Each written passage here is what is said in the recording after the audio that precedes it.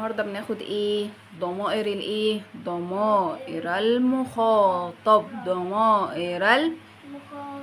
يعني بكلم ناس قدامي، مش بكلم حد مش موجود، ولا بكلم نفسي، ولا بكلم ناس معايا، لا انا بكلم حد قدامي.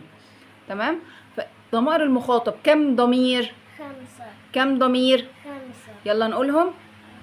أنت وأنت وأنتما، أنت وأنت وأنتما، أنتم وأنتن، أنتم وأنتن، أنت وأنت وأنتما، أنت وأنت وأنتما، أنتم وأنتن، أنتم وأنتن. طيب ايه مين بياخد مين ومين يروح مع ايه؟ ده ايه كل الضمائر دي؟ أنت. مين شاطر يقول لي أنت لمين؟ أنا قول يا حمزة. لمين؟ للمفرد مين؟ 1. المفرد المين؟ المذكر ولا المؤنث؟ مذكر. طب وأنت لمين يا مريومة؟ للمؤنث. طب وأنتما؟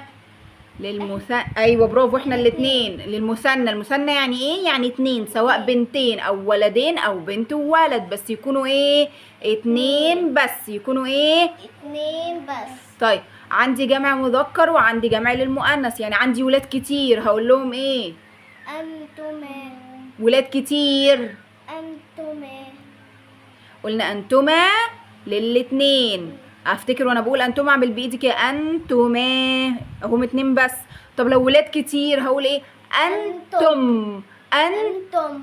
أنتم. طب لو بنات كتير اسيبهم ساكتين كده وما اكلمهمش مخصمهم ولا ايه؟ لا هكلمهم برضو، هما جمع. أنتن. برافو يا حمزة. خلاص يبقى ايه هم ضمائر المخاطب؟ كم واحدة الأول؟ 5. كم واحدة؟ 5. يلا. أنت وأنت وأنتما، أنت وأنت وأنتما، أنتم وأنتن، أنتم وأنتن. خلاص؟ يبقى المفرد المذكر بياخد أنت، المفرد المؤنث بياخد أنت، المثنى للمذكر وللمؤنث أنتما. يعني إيه المثنى المذكر والمؤنث؟ يعني بكلم اتنين، ولدين أو بنتين أو ولد وبنت، بياخدوا إيه؟ أنتما. طب لو جمع مذكر ولاد كتير بكلمهم هقول إيه؟ أنتم. هقول إيه؟ أنتم. طب لو بكلم بنات كتير هقول إيه؟ أنتن. أنتن. سهلة ولا صعبة؟ سهلة. نقول لهم إيه؟ أبسطها لك. باي.